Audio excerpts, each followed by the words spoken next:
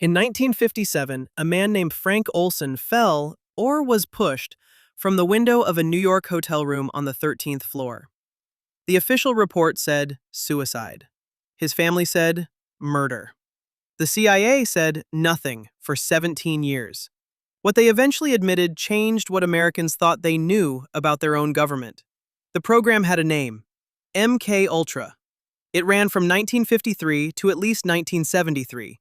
It was authorized at the highest levels of the CIA, and its purpose, officially, was to develop techniques of mind control that could be used against Soviet operatives during the Cold War.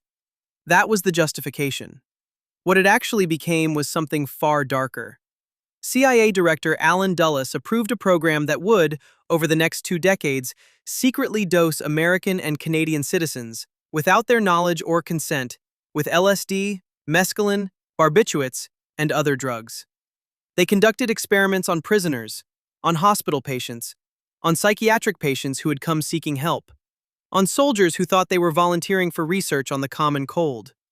At least 150 subjects have been documented. Researchers believe the real number is far higher. We know this not because the CIA admitted it, but because a warehouse of files survived a destruction order. In 1973, CIA Director Richard Helms ordered the MK Ultra files destroyed. He was days away from leaving office. The Watergate scandal was unraveling. Congressional oversight was coming. Helms knew investigators would be looking, so he gave the order. Boxes of records, years of experiment logs, subject files, financial records were shredded. What he didn't know, one batch of files had been misfiled. They'd been sent to a records facility in Warrenton, Virginia, incorrectly cataloged as financial documents. They sat there, untouched, while everything else was destroyed. In 1977, a Freedom of Information Act request turned up roughly 20,000 documents. Senate investigators poured through them. What they found shocked a country still recovering from Watergate. The program was real, the experiments were real, and the victims, most of whom had never been told what was done to them, were real. Subproject 68. McGill University, Montreal, 1957. Dr. Ewan Cameron was one of the world's most prominent psychiatrists, the first president of the World Psychiatric Association.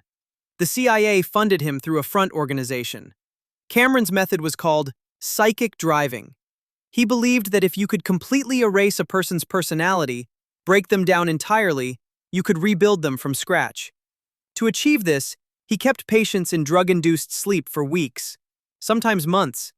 He played looped audio recordings, the same message, hundreds of thousands of times, through speakers beneath their pillows. He applied electroconvulsive therapy at 30 to 40 times the normal intensity. He destroyed people. Patients who entered his facility with anxiety disorders, mild depression, ordinary human suffering, left unable to recognize their families, unable to remember their own names. Many never recovered. Return to Frank Olson. Olson was a U.S. Army biochemist working on biological weapons research. He attended a CIA retreat in November 1953 at a cabin in Maryland called Deep Creek Lodge. At that retreat, CIA officer Sidney Gottlieb, the man who ran MK Ultra, spiked the drinks of several attendees with LSD, without telling them, without their consent. Olson had a severe psychological reaction. He became paranoid, withdrawn, convinced he was being watched. 9 days after being dosed, he fell from the window and died on the pavement below. He was 43. In 1994, the body was exhumed. A forensic pathologist found evidence of blunt force trauma to the head, before the fall. The New York Medical Examiner ruled the death a homicide. No one was ever charged. This is the part that matters. MK Ultra didn't end because the CIA was stopped by oversight. It ended because a warehouse of misfiled documents accidentally survived a shredding order. If those files had been destroyed, like Helms intended, none of this would be publicly known today. That is not a comforting thought. We know about MK Ultra because of an accident. What we don't know about by design. Sidney Gottlieb, the man who ran MK Ultra, retired to a cabin in Virginia. He raised goats. He spent time doing volunteer work. He died in 1999 at the age of 80. He was never prosecuted. History remembers what governments allow to be remembered. Everything else? We have to find ourselves. If you want the history they didn't teach you, subscribe. A new chapter every week.